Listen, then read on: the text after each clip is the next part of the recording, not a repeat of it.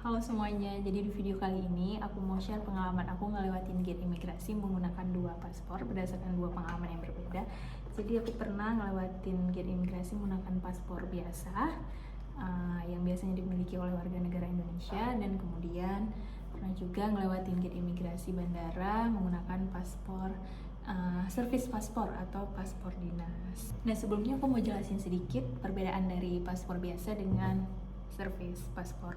Sebenarnya di Indonesia itu, bahkan di semua negara itu ada 3 kategori paspor, yaitu paspor biasa, servis paspor, dan satu lagi itu paspor diplomatik yang dimiliki oleh khusus para diplomat oleh perwakilan negara tersebut. Nah, untuk paspor biasa ini otomatis rata-rata kita sudah tahu, kalian sudah pada tahu, ini merupakan paspor yang biasanya dimiliki oleh seluruh warga negara Indonesia dengan cara apply atau daftar ke imigrasinya Indonesia, baik paspor biasa ataupun e-paspor. Nah, kemudian untuk paspor dinas ini ataupun servis paspor, enggak semua warga negara Indonesia memilikinya.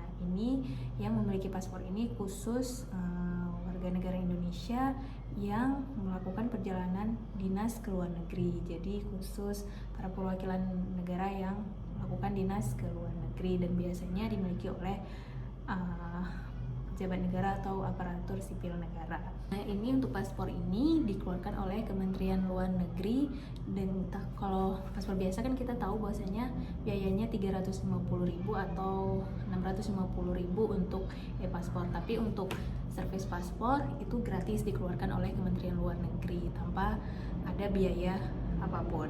Jadi aku mau cerita sedikit. Pertama kali aku datang ke Turki tahun 2023, aku menggunakan paspor biasa karena saat itu aku udah terlanjur bikin apply visa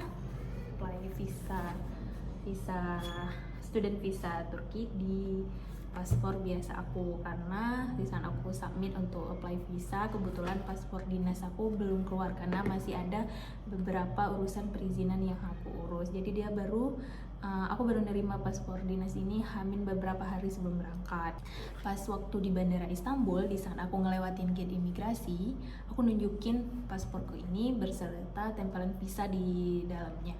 Nah, walaupun di visa aku sebenarnya udah ketulis visanya itu untuk Orange atau untuk student atau education.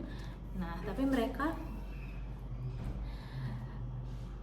masih menanyakan beberapa pertanyaan ke aku, kayak bakalan kuliah di kampus mana, jenjang apa, jurusan apa, berapa lama bakalan stay di Turki atau berapa tahun, kemudian bakalan tinggal di mana. Jadi mereka minta alamat lengkap. Aku nggak terlalu lengkap sih, tapi kayak ya setidaknya mereka minta kayak di kota apa, dan kayak spesifiknya di kota tersebut di mana gitu, dan kemudian juga beberapa pertanyaan dasar lainnya.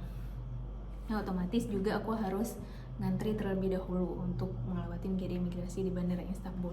Nah, kebetulan beberapa bulan kemudian aku sempat keluar Turki menuju ke negara lain. Nah, setelah aku kembali ke negara Turki, yaitu di Bandara Istanbul, aku coba masuk menggunakan servis paspor. Jadi di dalamnya sebenarnya nggak ada visa, jadi masih kosong pleng banget di saat aku masuk Bandara Istanbul di waktu itu, di awal tahun 2024. Nah, waktu itu berdasarkan pengalaman aku pribadi, aku nggak ngantri sama sekali, langsung aja ke petugas imigrasinya. Itu nggak tahu apakah emang lagi kosong, nggak ada penumpang lain, atau memang ya kebetulan rezeki aku ya. Nah, kemudian aku coba serahin servis paspor ini. Aku cuma juga masih kayak bisa nggak ya gitu, karena di dalamnya nggak ada visa. Nah, karena kebetulan memang mau paspor biasa atau paspor dinas ke Turki, memang warga negara Indonesia bebas visa ya selama 30 hari. Nah, kemudian aku coba untuk pakai servis paspor. Nah, di saat itu berdasarkan pengalaman aku sama sekali nggak ditanya pertanyaan apapun di sana aku ngelewatin gate imigrasi. Jadi petugas imigrasi langsung ngebuka paspornya. Dia cuma baca nama aku aja, kayak Rosminianti, udah di stempel dan aku langsung lewat. Pertanyaan-pertanyaan dasar kayak keperluannya apa, dan kayak bakalan stay berapa lama itu nggak ditanyakan sama sekali. Nah, di situ aku merasakan bener-bener ada perbedaan ya antara menggunakan paspor biasa dengan servis paspor, apalagi dengan paspor diplomatik ya, kalau dengar cerita dari orang lain. Kemungkinan besar lainnya kenapa nggak ada banyak pemeriksaan ataupun banyak pertanyaan di saat ngelewatin petugas imigrasi, karena di depan paspornya itu di bagian depan udah dicantumkan tulisan ini bahwasanya the Minister for Foreign Affairs request all authorities a foreign country to allow bearer of this passport to pass freely with his or her luggage and to afford him or her every assistance and protection. Nah, jadi di sini udah ada kata-kata kayak diminta pass freely with his or her luggage, dan kemudian juga diminta untuk afford him or her every assistance and protection. Jadi memang ada sedikit perlakuan perbedaan ya untuk kategori paspor itu sendiri.